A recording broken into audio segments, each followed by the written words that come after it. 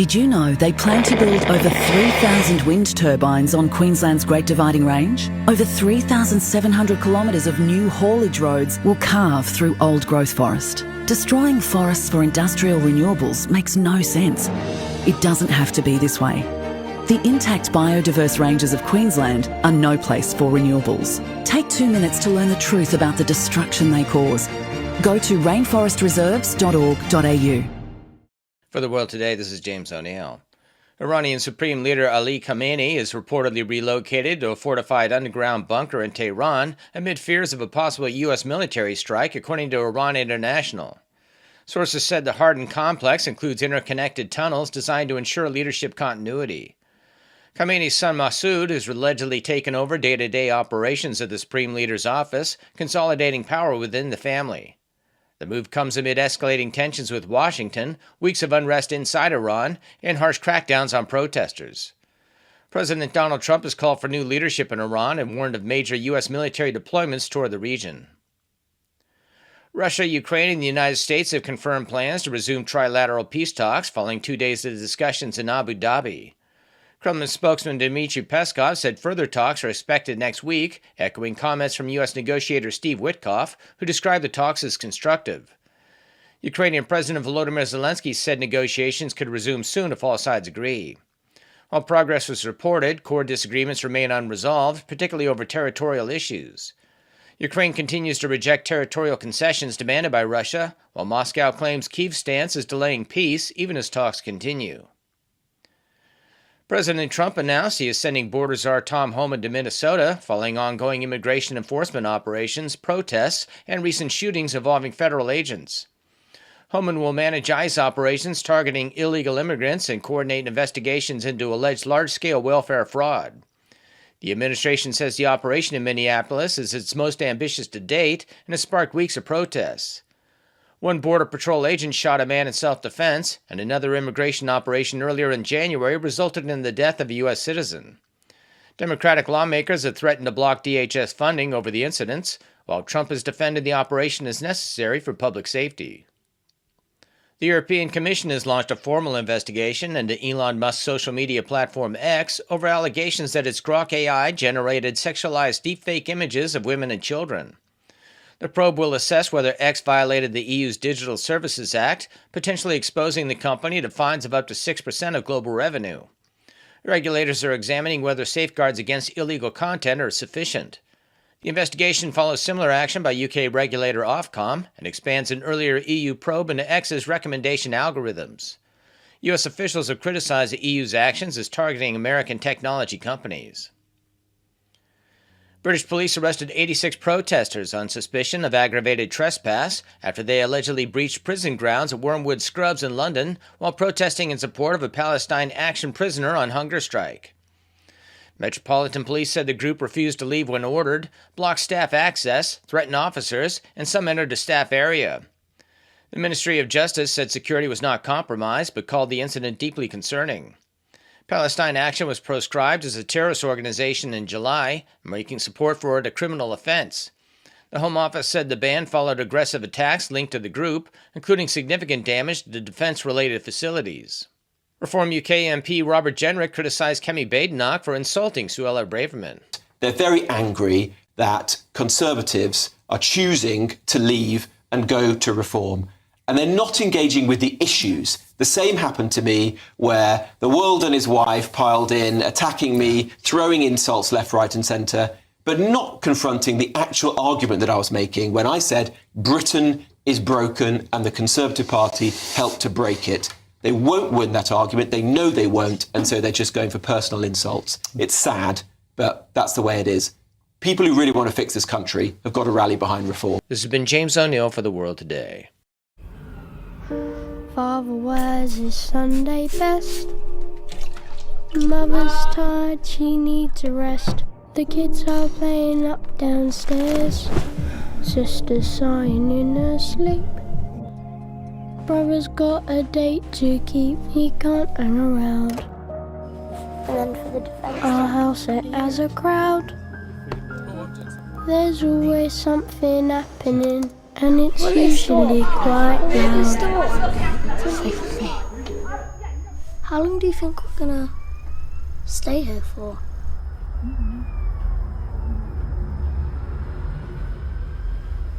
Our house in the middle of our street.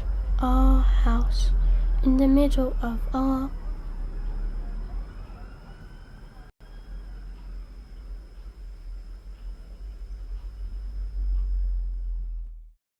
There is a problem with medicine, and we can explain what it is by looking back to the discovery of penicillin. Penicillin, it turns out, was not just an accidental finding. Alexander Fleming discovered that mold he found in a culture dish was killing bacteria, but it took over 10 years before a team at Oxford University were able to isolate the active ingredient. They produced small quantities for preclinical and clinical trials, helping prove the compound was safe and could beat infection. However, they couldn't produce it at scale. In 1941, Andrew Jackson Moyer of the US Department of Agriculture, the forerunner to the FDA, suggested changes to the manufacturing process, enabling mass production. It turns out medicines are not invented when someone discovers a new molecular entity. They are the product of key stakeholders working together collaboratively. Until medicine can be manufactured at scale, it may as well not exist. And in 2025, this is a problem. In the 1980s, pharmaceutical companies began outsourcing production. Suddenly the system was significantly less integrated. Someone with a new discovery today will find themselves disconnected from the rest of the development and manufacturing process. Companies that develop medicine are still happy to work with big established pharma companies, but the modern day Flemings are cut out of the system. The result is far fewer new medicines coming to market. We want to fix this by ensuring the pharma industry builds a more integrated supply chain. We also believe that doctors' expertise administering medicine should be included at the beginning of the process.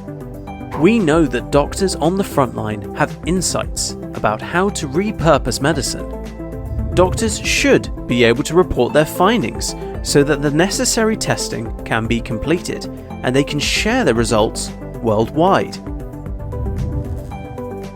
Learn more here and help us take medicines back to the future. With your help, we can continue to fight for freedom, reach new audiences, and bring important information to the public free of charge. This is not possible without your generosity. Join our quest for the truth and our freedom and donate today, telling it as it is. This is today's News Talk, The World Today. And a very good morning if you're in the UK. It's 10 after 6. Time to get up. Stop lying in bed and enjoying life. Get up. If you're in Australia, in Queensland, it's 10 after 4, 1976, some would say. In Sydney and Melbourne, it's 10 after 5. So on your way home, so drive carefully. In Honolulu, I would think it's about, I'll tell you why more shortly. One of our guests, both guests are from Honolulu. And a big warm aloha to them too, and mahalo for coming on. There you are. And nice to have your company too. We had a public holiday yesterday, Australia Day. It's where we celebrate protest for other countries, of course. We celebrate other countries. In fact, the Premier of New South Wales, I forgot the country, I think it was it India or something? Jen will let me know. Anyway, he said welcome to their National Day on Australia's National Day. So no complications there at all. We're going to talk about many things in this hour, brand new or an extended format. Still the protagonist. They'll be there at 5, Queensland time, 6, New South Wales and Melbourne time, and 7 o'clock in London. And then after that, back to our normal one-on-one with our guest programming. So a little bit longer next week. It will even be longer, bit by bit. Now, the big question we're all asking, will Iran be struck by America? Will America attack Iran? And is there a rationale And what are the implications? Now, Major Fred Galvin, who's a US Marine Corps retired major, author of A Few Bad Men, The True Story of U.S. Marines Ambushed in Afghanistan and Betrayed in America.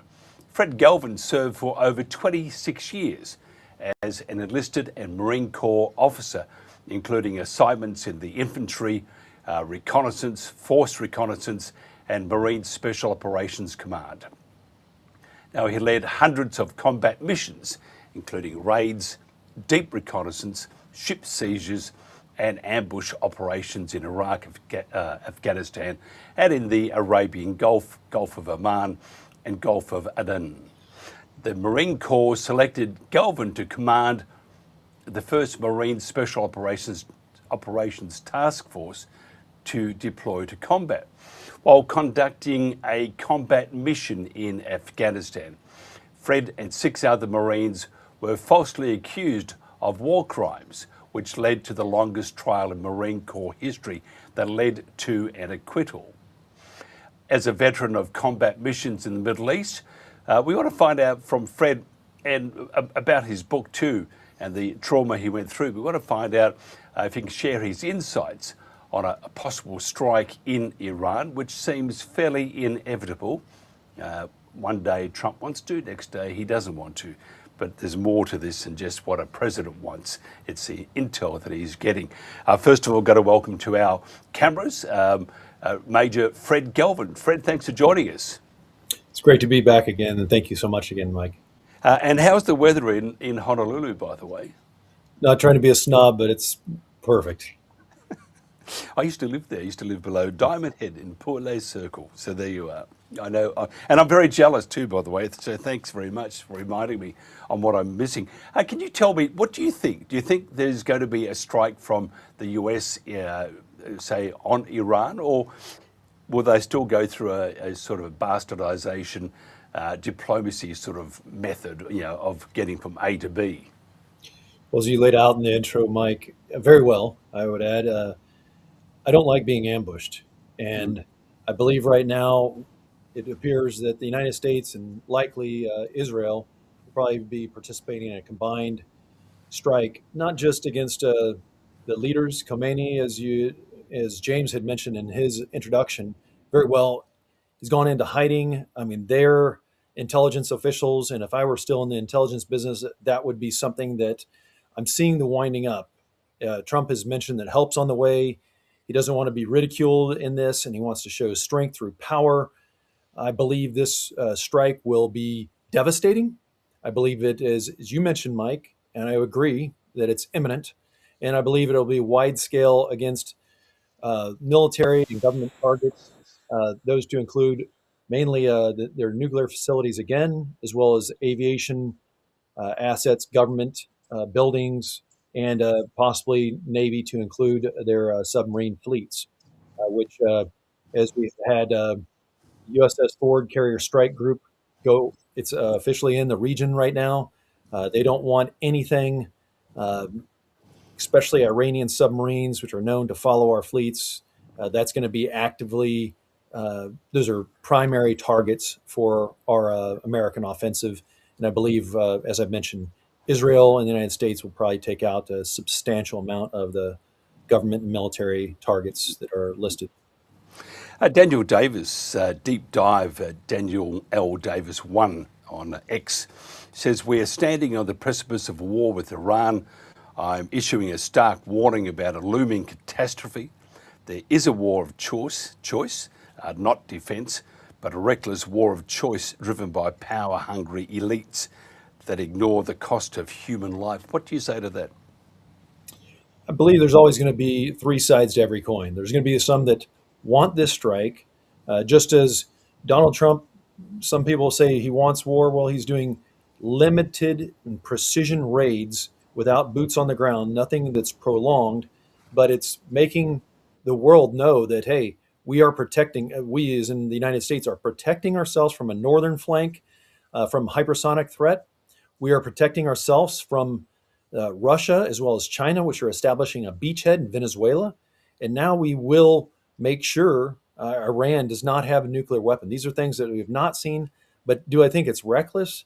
I think it's inevitable that Iran will move forward with the development of a nuclear weapon. They will get the technology from Russia, China, anywhere they can to make this a target, whether it's a dirty bomb or whether it's a missile that can attack one of our cities, one of our ships. And we are going to make sure that that does not happen.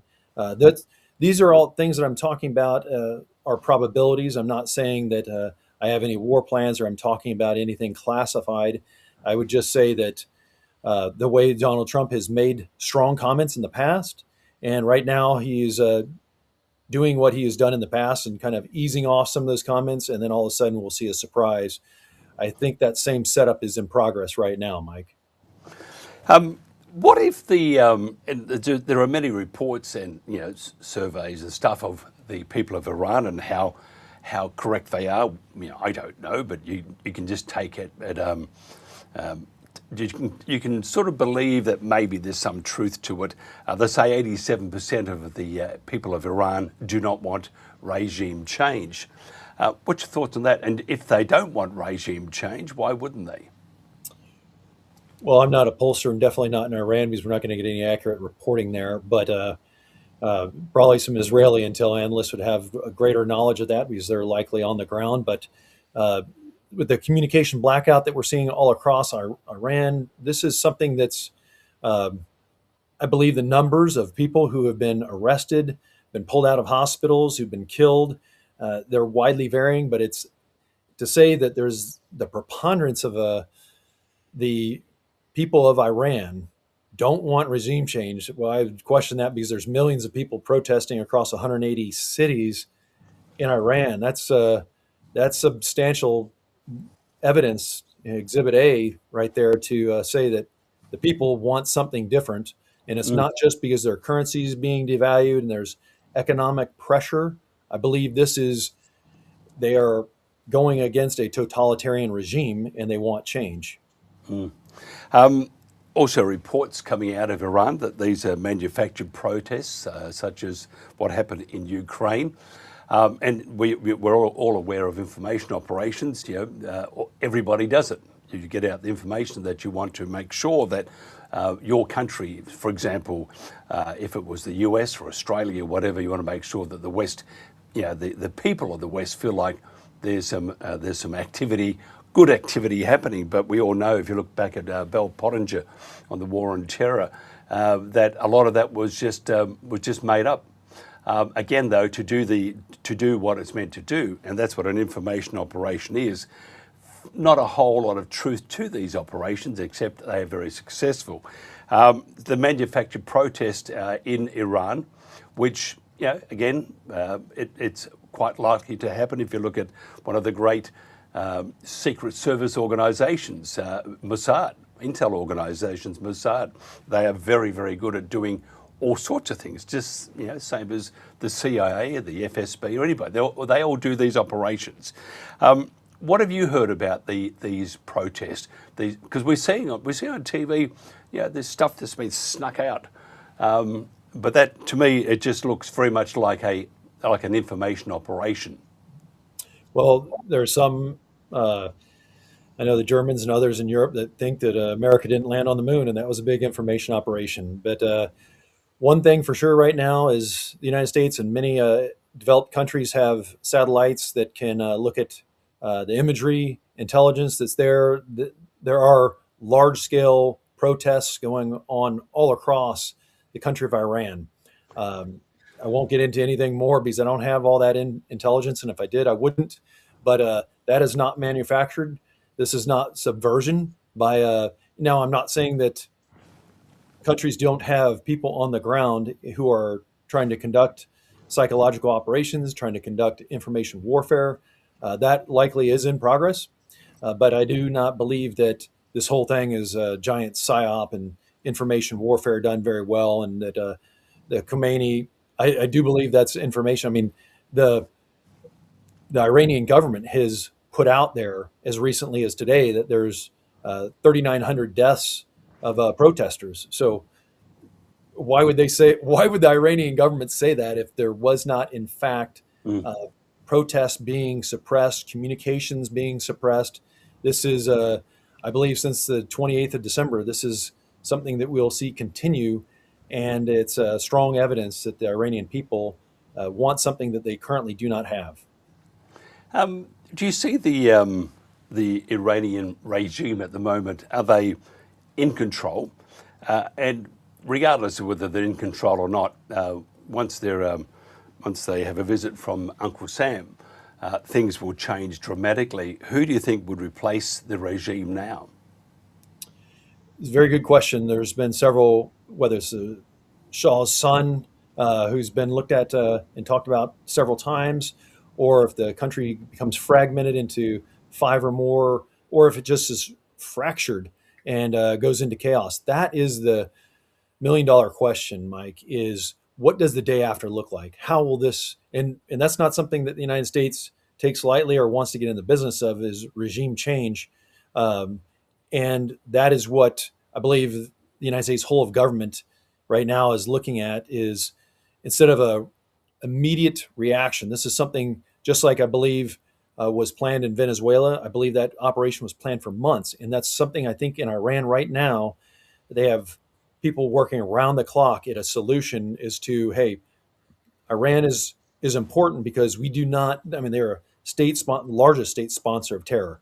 They've hit us very hard since 1983, attacking our embassy, attacking the Marine barracks in Beirut, Lebanon, but all across the Middle East, from our ships at sea to our Iranian-backed militias training the Iraqis and attacking us in Iran or in Iraq and Syria, the Houthi rebels firing at our ships. You got Hamas and Hezbollah.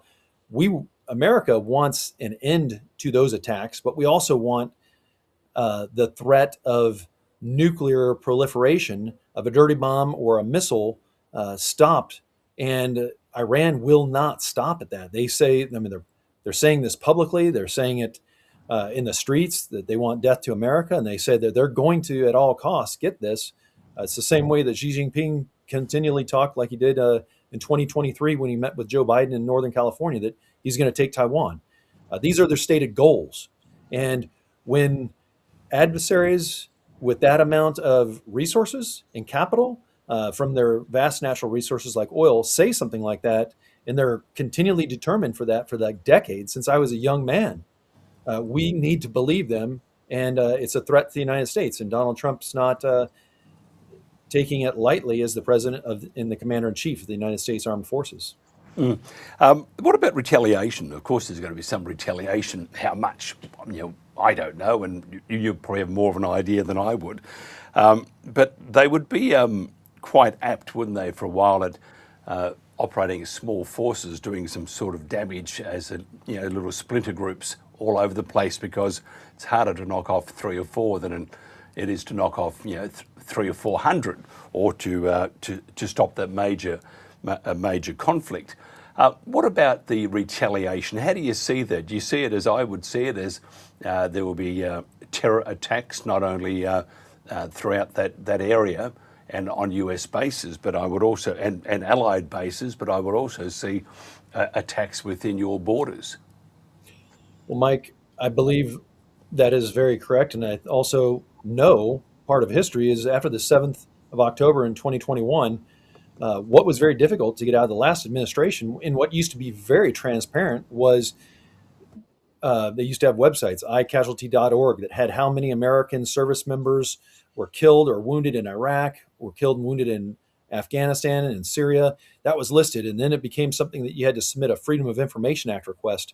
And then less than 6 months after the 7th of October, I did see one source, the Military Times, did a Freedom of Information Act request and found that there was 186 attacks with over 100 American casualties in the Middle East following by Iranian-backed militias. So when people say, well, there's going to be retaliation, I'll say this has been going on and it's been severe, and we need to not fight from a defensive. I believe, and I'm not sitting in the Pentagon or in some intelligence community cubicle in Washington, D.C., but I will say, I believe this combined attack with all of our joint services with Israel and who knows if there will be any other Arab states that also participate, but I believe this will be so widespread. This will attack their navy and critical infrastructure, as far as our military and government facilities. We do not want, as I had previously mentioned, an Iranian submarine going after the Ford Carrier Strike Group or any other high value targets on the United States side. So I believe that we'll have Air Force bombers again making severe drops on military targets, as well as our stealth F-35s and F-18s taking out fighters and deep targets inside Iran and with Israel too. I think this is going to be catastrophic for Israel. What about support from other larger countries? And I mentioned Russia, who does a lot of business with Iran, China. Plus, you've got smaller Middle Eastern countries there. And if you look at the history of the Middle East, you would soon realise it's at times hard to work out who's telling you a porky, as we would say, or telling the truth. What about the support of those countries? Would that create what would the ramifications be? Because all of a sudden we're talking about a much greater area and much more severe war. And if you look at wars, I've always been told by military people that politicians fail to understand, and even now, that you can't control war. It's going to go where it wants to go. Yes, that's a very good question. And because both Venezuela and Iran are key suppliers to China of their oil, this could be something that when you try to see the unseen and the second, third order effects, you could see China go further in bed with Russia, which is something that we definitely need to be aware of. I'm sure people are looking at that. And just like there was after the attacks in Pearl Harbor, there was a Commander Layton, an intelligence officer, who provided for Admiral Nimitz those visionary thoughts of where Japan was going to go next and where our naval forces need to be positioned to safely go after those threats. And that's what I believe somebody of that caliber of intelligence wit is communicating right now to the highest levels in our chain of command in both the intelligence communities, the Secretary, the Department of War, and to the President of the United States. And I believe but this could be something that does drive the great power competition, China directly into Russia much more, as they see that America is serious. They're going after some of these smaller scales of war on a limited scale. And what does that mean for China and Russia? So China really must, just like Japan did 84 years ago, is looking at how they can continue to project power, because they have limited resources in the form of oil to continue to sustain definitely an assault on Taiwan or anything across northern or Southeast Asia. I just want to get off that because we are running out of time. First of all, I am a great admirer of any soldier that fights for his country, because they do they sacrifice themselves. It's the ultimate sacrifice, but they do it for their country. You are, and I've looked at your record, were a very good soldier. How did you feel though when you were pinged for war crimes? And sure, you've written a book, A Few Bad Men. And again, we can always look at a particular organisation and say how bad it is, but there's only a few bad ones there. How did you feel? You must have been quite distraught, because you are a very good soldier and you are a very good person. Well, as one of the phrases that a lot of people have used since the war ended is, we fight for who's behind us, not because we hate who's in front of us. And the book, A Few Bad Men, is just that. It's a few, it's not all. Our government and our military is composed of just exceptional men and women.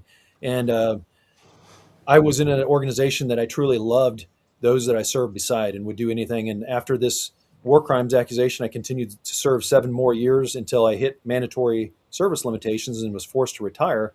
And then I went into work for the federal government for 4 more years.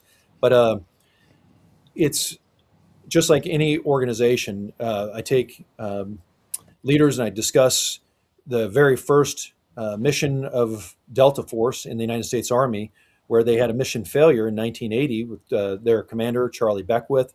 But, we look at that same organization and how it survived and how they led to the capture of Saddam Hussein. And you look at the SEAL Team 6, how they had a mission failure and 4 loss of lives in their first mission in Grenada. And they went on and captured killed Osama bin Laden. So you, as a leader, you have to look very deep into the future, and you can't, whether it's pain or a loss, you cannot look at those setbacks. You have to understand that it's a far bigger picture than yourself, and it's more important that we continue on and win those future strategic fights, Mike. This is off script here. Before we wrap this up, within the borders of the US, it looks like it's in turmoil, and then when you look a bit deeper, you will see that this turmoil is a lot of it is make believe, but still turmoil. They're being paid by Americans, and you see that the creative people from say Hollywood, for example, got to leave the US because can't stand Trump. That must disappoint you. I mean, I know you live in Hawaii, and our next guest too lives in Hawaii. And I was back there last year, in fact, and it was really hasn't changed a whole lot, which is great.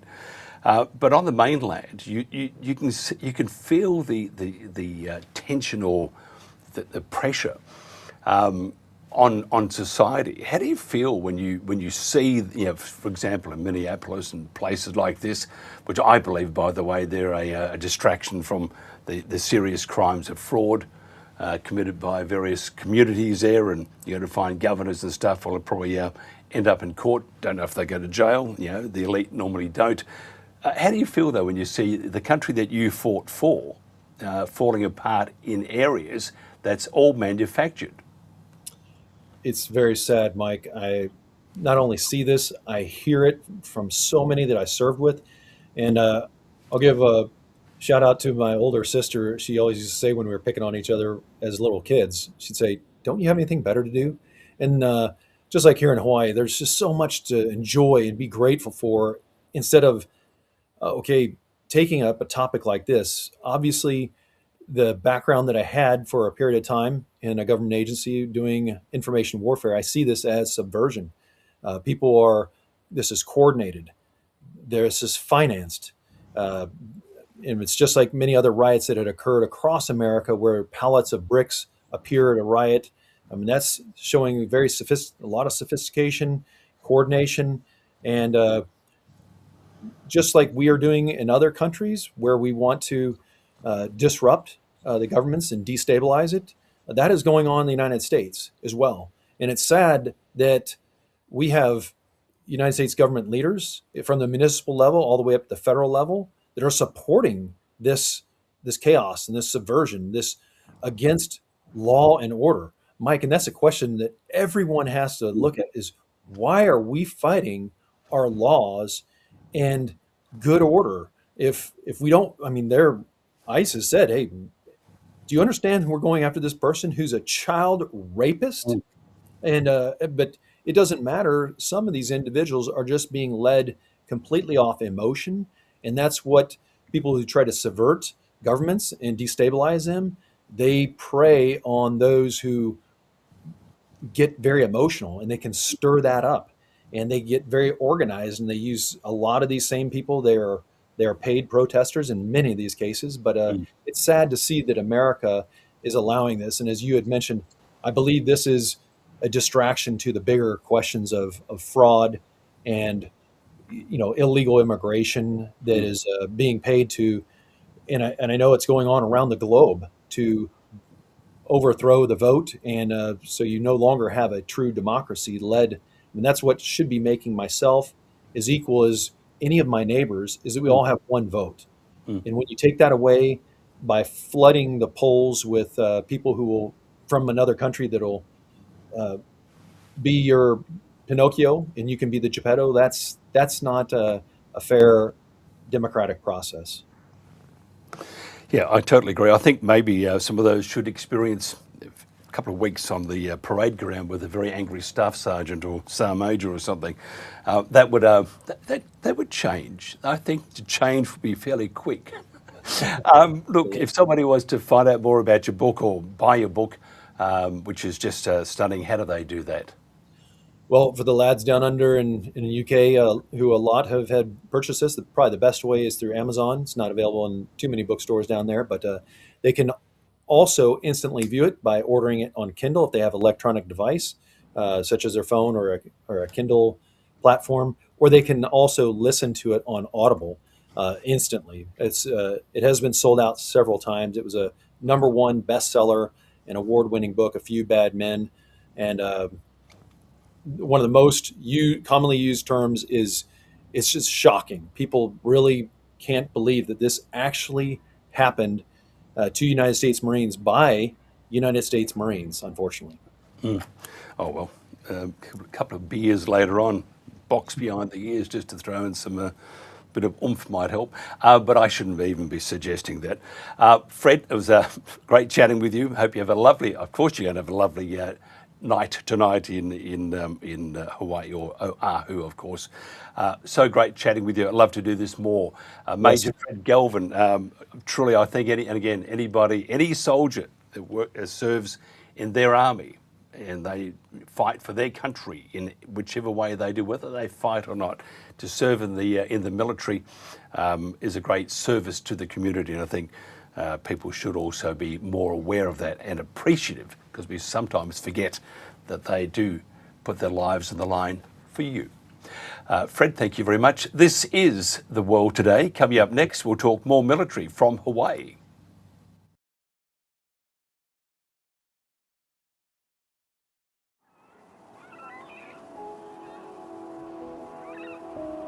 Growing up, my father enjoyed a drink.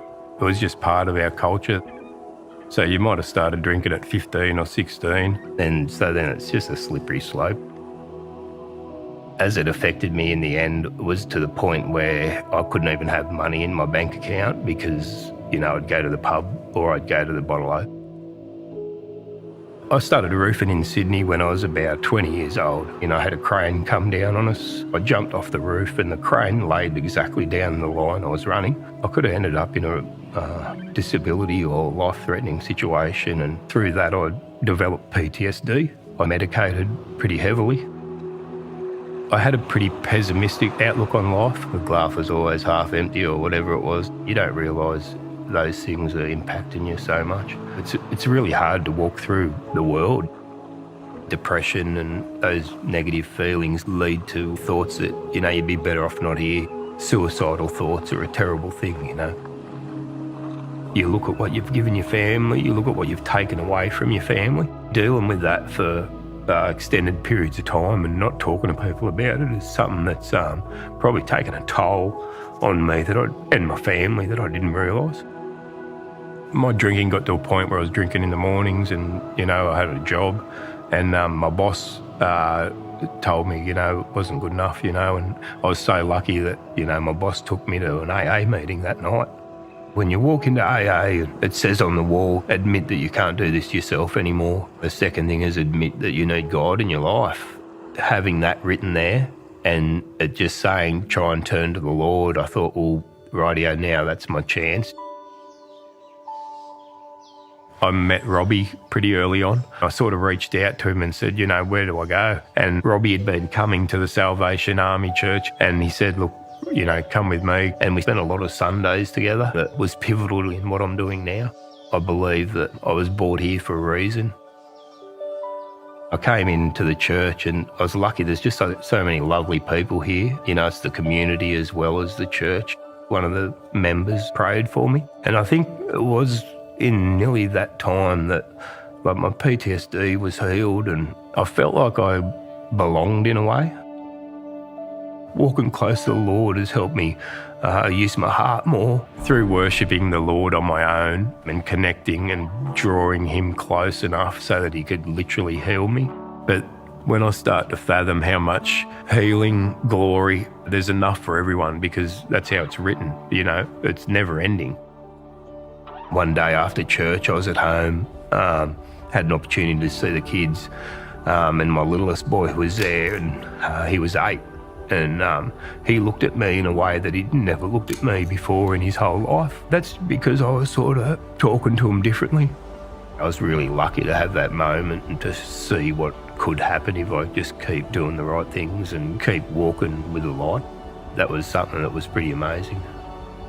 I'm going through a bit of a hard season now, you know, with work and things. I think all I can do is move forward positively, but I really look forward to a future where I can see my kids and my boys grow up. So I really look forward to these next years to live a calm, peaceful life.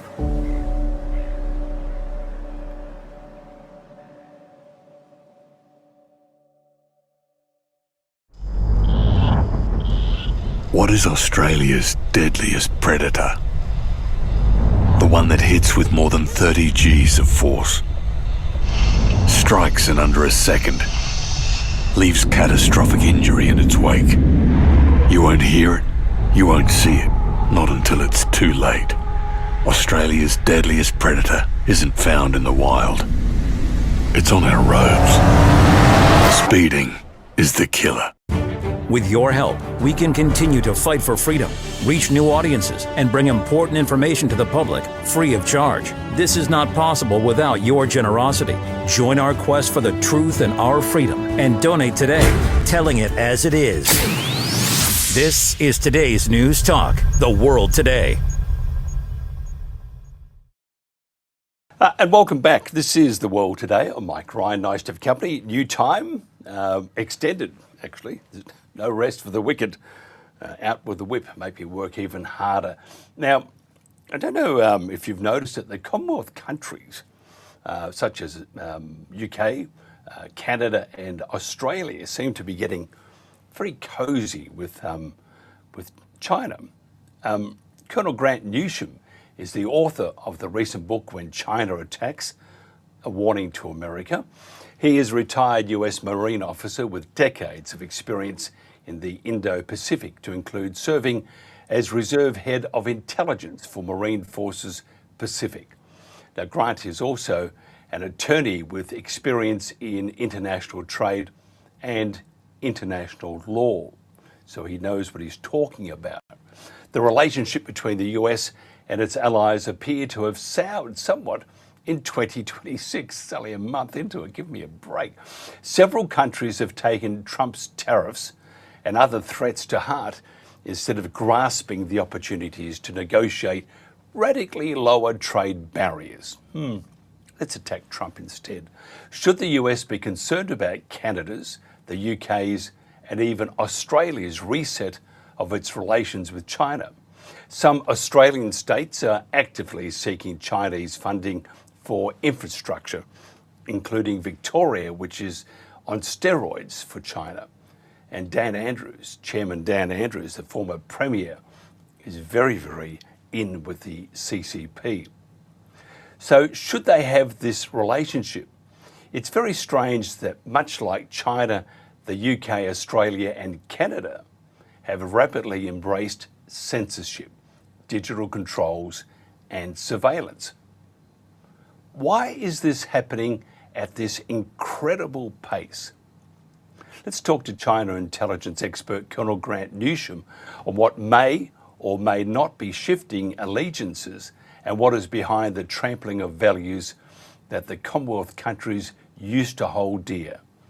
And what is at stake if countries fall out of love with the US? Grant, thanks for joining us. Sure, glad to be here. What's your views on, because you're very in with many organisations and you see what's happening, which you make it your business, around the Commonwealth. And we often have discussions, you and I, about China and Australia and its relationship, therefore, with the US. What's your views at the moment? Because Australia, I mean, many Australians are saying, many in the UK are saying too, and I'll get onto that in one sec, but many of the Australians are saying that our country has changed and it's changed forever. Well, countries do change. You know, over time, you look at the United States compared to 50 years ago, it's a different place. It's still a wonderful place, but it is very different, and that's every country. But I do, of course, notice the Commonwealth. Canada's just not far away. England or United Kingdom, Australia, and this is different. Today's I'll just launch into Canada because they're so fresh in mind with their Prime Minister Mark Carney. In some ways, he's just it's like a more presentable version of Klaus Schwab, the creep who used to run the World Economic Forum.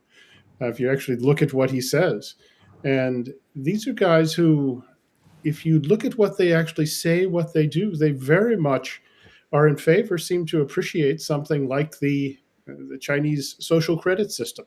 And in some ways, they seem to regard the Chinese model of governance as the better option than the sort of the liberal democracies, the human individual rights that they, Canada has traditionally been associated with, taking great pride in.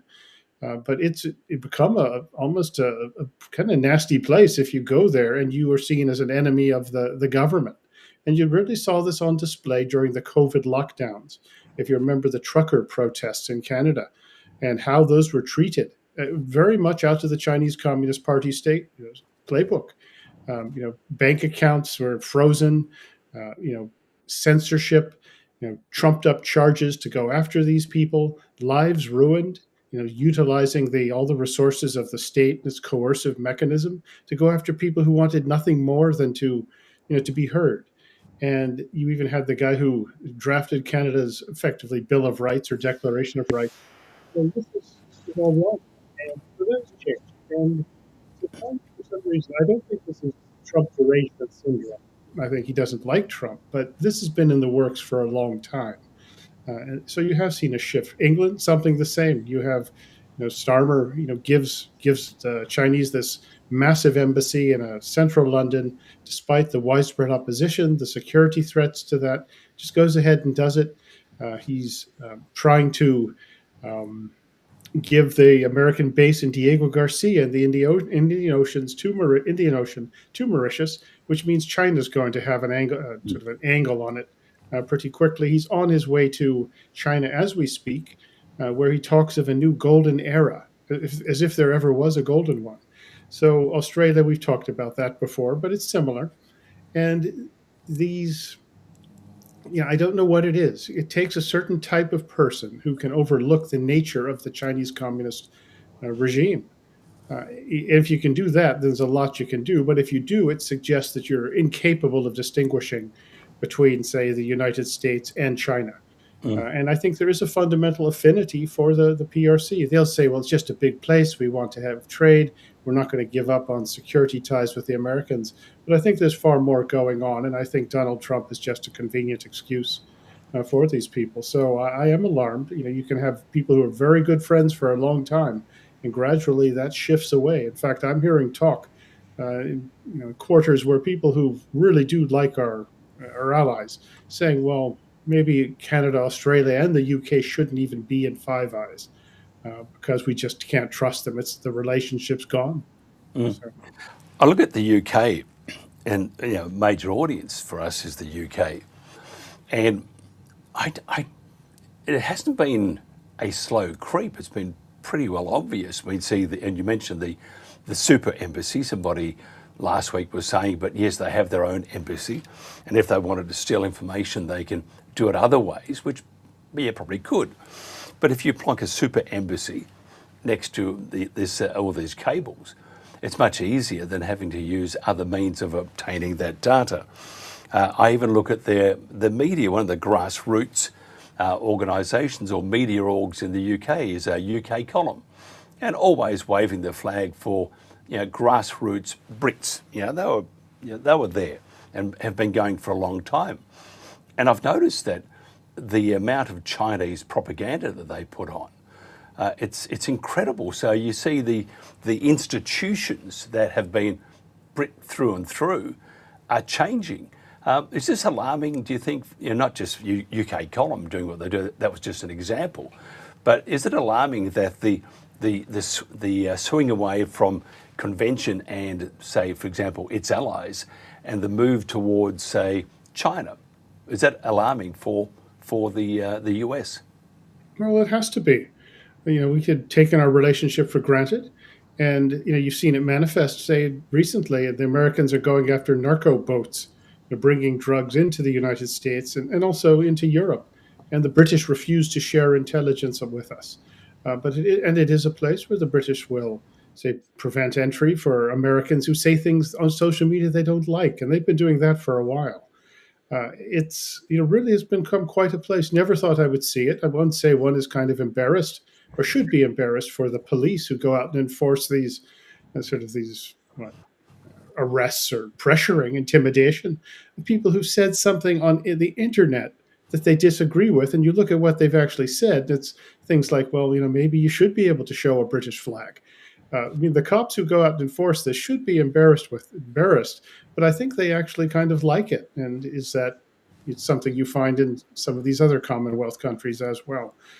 So this is a shift. And at the same time, you notice England as well, and Britain, their military has been allowed to lapse while it's highly professional, it's at the size where it's kind of close to useless. One hates to say it. So you have there's several things going on at once, and it is a shift away from, what Britain was, a powerful military, a place where individual rights and liberties were, protected. Goodness, they fought off the Germans for a couple of years by themselves. And now it's a place where, I think George Orwell, if he were still alive, would say, boy, look what's happened here. And once again, Canada, Australia, you do have to, look at some of the similarities there as to just how well, opposition or just even free thought is accepted. But the UK is the one that's fresh in mind. I've just written a piece on the Diego Garcia business, which if you look at that, this is not something that an ally does. And you ask who benefits, and it's the PRC.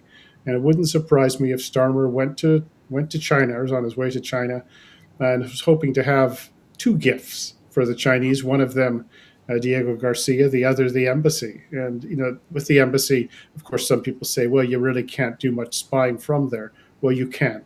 Particularly if you want to station people who can go out and intimidate, say, local Chinese, sort of bribe British officials and politicians. But also it's ultimately really a sign of submission that government did not have the nerve to tell the Chinese no. And if you roll over for that, you will roll over for everything. So it's very different than it was. If you live long enough, you can see the difference in how a country has changed. I think you got that wrong when you said he's going there with two gifts. I think one was Diego Garcia, the other was the UK. Jeff, I mean, why stop at just a little bit? Give them the whole lot. But it's interesting, isn't it? And it is alarming because, I mean, again, it's ignorance, and I suffer from that when it comes to the history of China. We know that there were mass murders and millions were killed. We seem to forget that and think that, okay, maybe they're okay, because if you look at the US at the moment, they have been fairly boisterous on the world stage when it comes to threats or whisking away leaders of particular countries. And then you look at China. China, they're very good at what they do. They haven't started a war yet. Oh, they've been at war with their allies. Ask the people, their neighbors. Ask their neighbors if they think the Chinese are nonviolent and have no territorial ambitions. Every one of them will tell you that they do. And Tibet, well, that used to be an independent country. What is now Xinjiang, East Turkestan, that used to be an independent country. The Indians were attacked by the Chinese in the 1960s, the Vietnamese as well. Were attacked. The Filipinos under constant pressure. The Japanese can see what's coming for them. The Koreans will tell you, they go back a long time history-wise. They'll tell you they were attacked. Inner Mongolia, well, that used to be something else. This is one of the cliches you hear about China. Usually I hear a lot from businessmen as a reason why they should go risk other people's money there. But the nature of that regime is something that you have to be able to sort of brush away. And if you can do that, I would suggest it isn't just amorality, it's probably immorality on the part of the people who do it. You saw the Canadian Prime Minister Carney. He talks all about about Canadian values. And then he's talking about the Chinese as just a real viable option to the United States. And perhaps the better option is the impression one gets. So he's got his eyes not just closed, his eyes are wide open, but I think he actually likes the Chinese system better. Ultimately, it's one about control. It is. We are going to run out of time in about 3 minutes, but I just want to ask you quickly, Five Eyes, do you see it surviving? And because you could remove, or the talk is removing Canada, Australia and the UK from that. There's only 2 left. It probably makes more sense having 2 eyes than 5. But is it in jeopardy of just falling apart and not being a entity at all? You can see it happening. A few things would have to happen. It's not going to happen immediately, but you imagine some situation where the U.S. in particular feels like it has been let down by any one or more of those 3 countries, and you could find that the relationship has changed to the point you just say, well, we love you, but it's over, and we're going to replace 3 of you with the Japanese. The Japanese would be a good candidate for that, but you can see it happening. Usually it takes a couple things to happen. But the fact that I'm even talking about this gives you a sense, really, of just how things have changed. And I don't think it's accidental. I think this is a systematic and thought-out effort by the leaders of these 3 countries and really the people around them who do have a fundamental resentment of the United States, but also, I think, a preference for control. They talk a good game about freedom of this and that, but try it in actual practice. That is something, as I said, I wish Eric Blair, George Orwell had lived to be 160. They could still comment on these things. It's really the human experience on display that we see these places. But to be able to sort of explain away the Chinese Communist Party and its behavior and to say, well, Donald Trump is just such a barbarian, that takes some real doing. Mr. Trump is, in fact, he's just a New Yorker on steroids. I'm from Virginia, and everyone in New York is like him. But he's a convenient excuse, and these things have been afoot for a while.